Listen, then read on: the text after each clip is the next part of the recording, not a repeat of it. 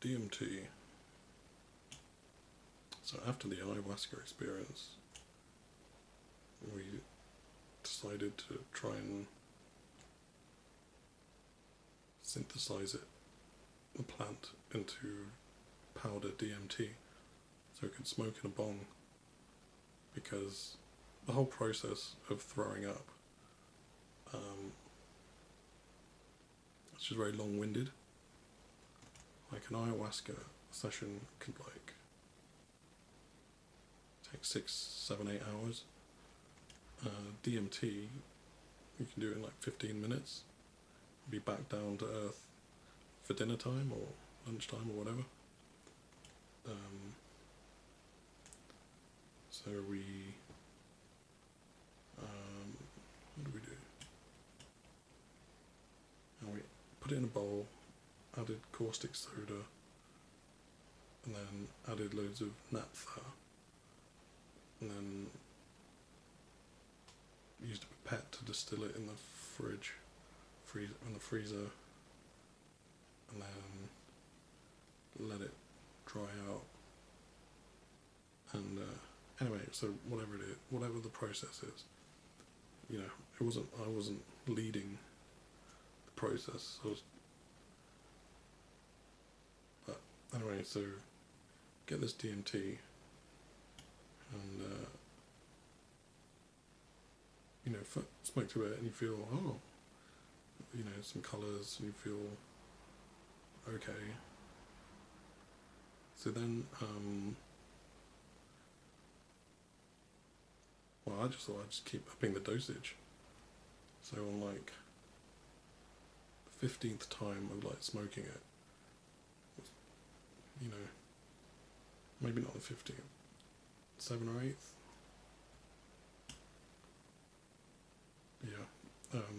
broke through.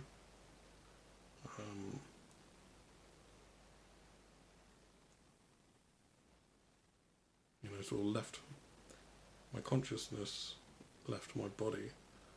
It wasn't like my body left my body. It was more like my awareness, consciousness. And then in the brief, some of these quantum physicists say there's like 11 dimensions to reality, and when you leave your body, you're not trapped in our 3, 4, 5 dimensions of time and space.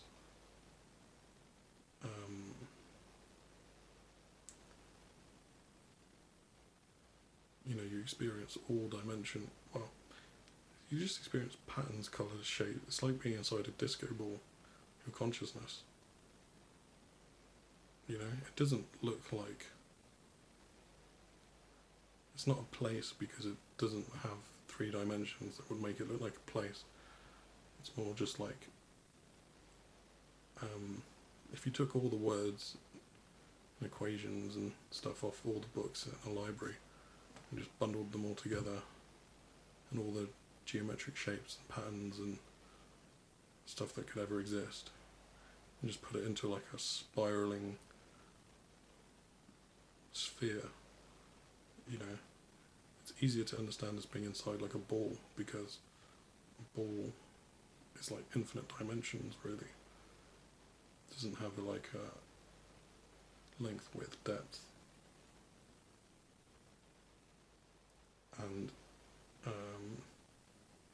so experiencing infinite love, or however you would describe that feeling, like almost like being on ecstasy times a million, like connecting with source energy maybe, and feels like that because it's like, well, what is the alternative? The alternative is an empty vacuum, a void of nothingness. So you obviously look around and you see reality is a somethingness, and a somethingness exists because a nothingness would be sad, but a somethingness would be made would be the opposite. So that would be everything is made from like a seed that sprouts out into infinite novelty and variations of love. So